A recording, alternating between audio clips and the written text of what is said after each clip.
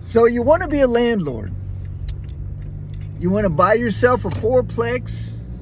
You want to live in one of the apartments. You want to rent out the other three. You think that's a great idea. You think that is the way to do it, right? Your renters are going to pay your mortgage. You're basically going to live there for free. Sounds like a great idea, right, guys? Well, look at the neighborhood. Is it a fourplex neighborhood? Probably is. Is there an HOA? There probably is. If there's a gate, there's an HOA. Someone has to pay for the gate. If there are common areas, there's probably an HOA. Someone has to pay for that. Does your HOA function? Does it function properly? I didn't think about all that before I bought my fourplex. I just thought you just paid money to the HOA and things got taken care of. I didn't really consider it. I was wrong. I was seriously wrong. There's an HOA at the community where my apartments are at. And I found out that it was non-functional. There's an HOA management company. They brand themselves as unsurpassed community management. No, guys. No, guys. In a lot of ways, they've been ineffective. They're unable to do the maintenance. Fixing the fence, filling potholes, doing the landscaping,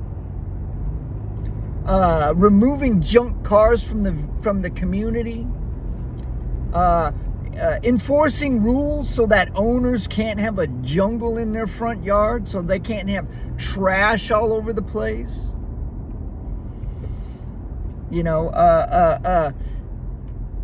Making owners pay their dues when they refuse to do so. There's a lot of owners who just don't want to pay their dues. They just refuse. And they won't pay until you start filing court papers and they're in danger of being foreclosed upon. What do you do? What do you do if all that happens? The directors don't show up to the HOA meetings, if there even are directors, or they're half crazy.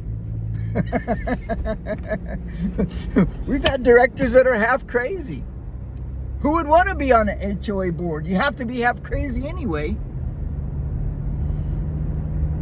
Yeah, man. I didn't think about that when I bought my fourplex. I didn't think about that at all. It didn't enter my brain. There's a lot of things that you don't know. If you've never done this before, you've never seen it before, there's a lot of things that you don't know. Does the HOA even work? Are they able to collect money from the owners? They have to pay dues. If you don't have any money, you can't do anything, right? The landscaping, the fence, the trash. Who's going to clean all that up? Who's going to fix all that? Does it get done? Does it get done properly? We even have a professional HOA management company. They've proved themselves absolutely unable to do any of this. I guess that they keep our paperwork. They keep our paperwork. They run a website. They receive the money, the dues from the members. They put it in a bank account. Do they do a good job? Not really. No, they don't. They're unable to keep a good eye on this community. When they send workers out there to do work, they don't check up on their work. You think the HOA manager is going to come from their office, go down to the community and and check up on workers that they send down there? Do you think that they care about how much of your money that they spend? They don't care. They don't care, man. They don't care. They'll spend way too much getting something done, not even getting it done up to decent standards. They don't come from their office to take a look. You know, they have other communities to manage. You know, my HOA manager, she has like 10 other communities to manage. And I'm sure she gets absolutely bombarded with calls from these communities. So I don't blame her completely. You know, that's just the situation. That's just the company that she works for. They don't give her enough help. There's a lot of stuff they're just not going to keep an eye on. And if you don't get help from the other owners, if nobody wants to participate in the HOA, then you've got a recipe for disaster. And that's exactly what happened at my community. That's why I've had to become heavily involved. Either that or sell my property and wash my hands of the whole deal. So, you know, if you think you're going to go buy a fourplex, go take a look at the community. Look around. Does it look trashy? Does the gate work? Look at the landscaping. Look at the fence. Look at the potholes. Look at the community as a whole. Because if it doesn't look that good, something's probably wrong with the HOA and or the HOA management company. So, you know, I've taken over the HOA board. So why don't I change management companies? Why don't I do that? Because I'll tell you what, guys, once you get involved with a HOA management company and they have all of your records, they have all of your bank accounts, right? Everybody is used to this specific company. You know, if I change over to a different management company, we have to start all over from zero. And I can foresee just a lot of chaos in the change. And how do I know that the new company is going to be any better than the old company? I don't know. I just think that there's going to be a lot of chaos if I change management companies. Things that I just can't foresee. You know, what are the owners going to do when they get a bill for dues from this new company?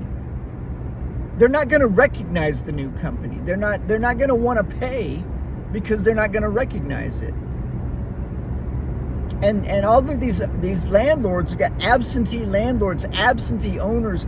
They don't know anything that's going on in the community. What about all of the you know, the court issues that we have in process for delinquent owners? All of that has to basically, you know, we have to start again from zero. It's too, once you get into the hooks of a management company as an HOA, to me, it looks really hard to get out. Especially if you don't have a very good, effective board, you know, and in my community, we don't. I am basically the HOA board. Me. One guy is basically running everything. You know. I recently had a contact with one of our HOA members, an owner there. He hasn't showed up to a meeting in 10 years. He's upset that his dues went up. He's upset about that. He said he wanted to help me in the community, help make things better. We had a couple meetings. Since then, he's ghosted me. He basically, it looks like he's changed his mind about helping in the HOA. He found out it's not so easy. He and I talked for a long time. I said, dude, what's up? Why haven't you shown up in 10 years, man? You know, you got all these criticisms and suggestions and advice. Where have you been for the last 10 years?